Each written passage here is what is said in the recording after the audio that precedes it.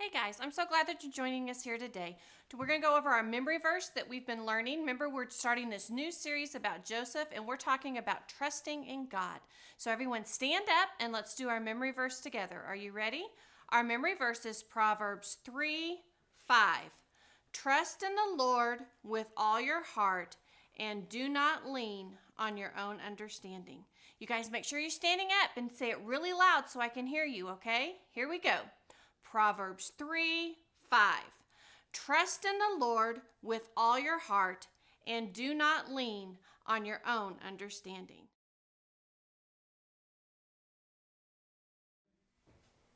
Hey guys, today we'll be concluding our story about Joseph, and we're going to find the happily ever after, the ending of the story.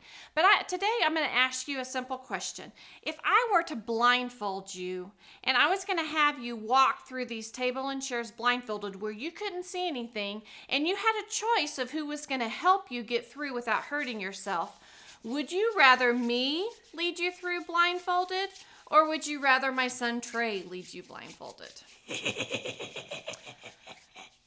I think I probably know the answer. I think you would probably rather have me lead you through.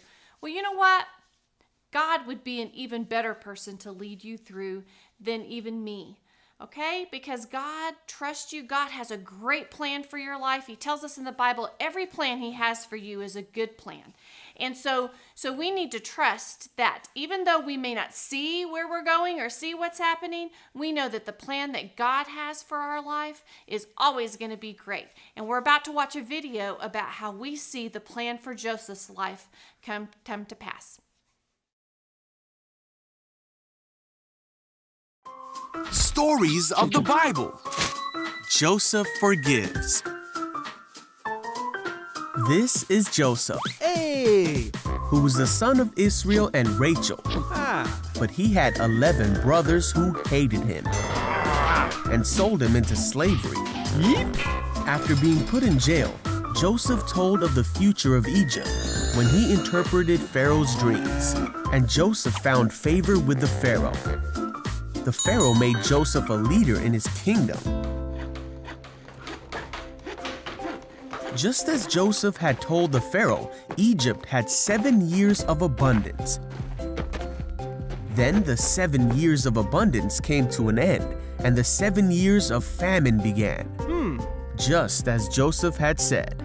But the Egyptians had food to eat because Joseph had planned for the famine. There was famine in all the other lands, and many came to Joseph to buy food. There was even a famine in the land that Joseph came from. So when Israel heard that there was grain in Egypt, he sent his sons to buy some. But Israel did not send Benjamin with the others because he was afraid that harm might come to him. When Joseph's brothers came to him, Joseph recognized them, but he pretended to be a stranger. So Joseph decided to test his brothers. He had his interpreter tell them to send for Benjamin, who had stayed home. And then he threw his brothers in jail for 3 days. On the 3rd day, Joseph let all but one of the brothers take grain to their starving households with the instruction to bring Benjamin back. But Joseph provided for his brothers' journey and gave them grain and silver. The brothers did exactly as Joseph instructed, as they were scared that God was punishing them for what they had done to Joseph so many years before. They traveled home to their father's house, then back to Egypt. Now that he had seen that they brought Benjamin, Joseph was overwhelmed, so he released the brother who was still in prison. But Joseph decided to play one more trick on his brothers. He sent the brothers away but told his servant to hide his silver cup in Benjamin's bag. Then Joseph told the servant to go after the brothers and retrieve the cup. The brothers hadn't traveled far before the servant stopped them and accused them of stealing the cup.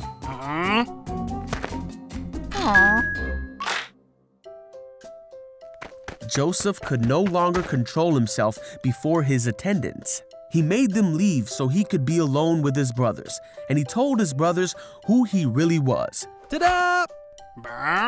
He told them of his life and all he had experienced, and he forgave them for what they had done. God was with Joseph and took care of him and showed him favor.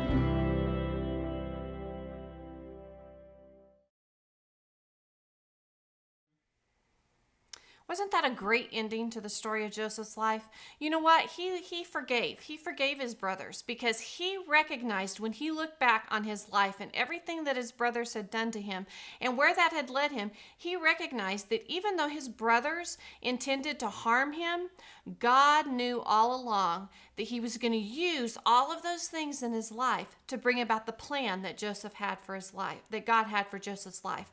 You know what? Without God's plan taking place, who knows what would have happened to all of the people during that famine? Because God used Joseph to save an entire nation, actually several nations. He used Joseph to save those nations from starvation because God's plan for our life is always a good one, and it's the same for you too. God has a great plan for your life, and he's going to use that plan not only to bring great things to your life, but to help other people. So keep trusting in God just like Joseph did, because God's plan for your life is a great one.